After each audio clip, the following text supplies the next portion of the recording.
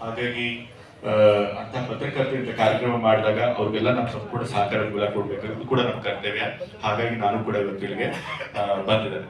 ಆದ್ರೆ ದುರದೃಷ್ಟವಶಾತ್ ಏನಾಗ್ಬಿಟ್ಟಿದೆಪ್ಪ ಅಂತಂದ್ರೆ ಇವತ್ತು ಬರೀ ಮಾಧ್ಯಮ ಮಾತ್ರ ಎಲ್ಲಾ ಕ್ಷೇತ್ರಗಳಲ್ಲೂ ಕೂಡ ಮೌಲ್ಯಗಳು ಕುಸಿತಾ ಇದೆ. ಅದು ರಾಜಕೀಯ ಇರಬಹುದು, ಅದು ಅಧಿಕಾರಿ ವರ್ಗದಲ್ಲಿ ಇರಬಹುದು, ನ್ಯಾಯಾಂಗ ಇರಬಹುದು, ಬಿಸ್ನೆಸ್ ಕ್ಷೇತ್ರದಲ್ಲಿ ಇರ್ಬೋದು. ಸೊ ಎಲ್ಲ ಕ್ಷೇತ್ರಗಳಲ್ಲಿ ಸಮಾಜದಲ್ಲಿ ಮೌಲ್ಯಗಳು ಕುಸಿತಾ ಇದೆ. ಹಾಗಾಗಿ ಮಾಧ್ಯಮ ಕ್ಷೇತ್ರ ಕೂಡ ಅದಕ್ಕೇನು ಹೊರತಾಗಿಲ್ಲ. ಸೊ ಹಾಗಾಗಿ ಮಾಧ್ಯಮದವರು ಕೂಡ ಒಂದೊಂದ್ಸರಿ ಏನು ಮಾಡ್ತಾರೆ ಅಂತಂದ್ರೆ ಜನರ ಹಿತಾಸಕ್ತಿಯನ್ನ ಕಾಪಾಡೋ ಅನ್ನೋದು ಬಿಟ್ಟು ತಮ್ಮ ಒಂದು ಮಾಧ್ಯಮ ವ್ಯಾಪಾರ ಮಾಡ್ಕೊಂಡು ಅದರ ಹಿತಾಸಕ್ತಿಗೋಸ್ಕರ ಕೆಲಸ ಮಾಡೋಕೆ ಶುರು ಮಾಡ್ಬಿಟ್ಟಿದ್ದಾರೆ.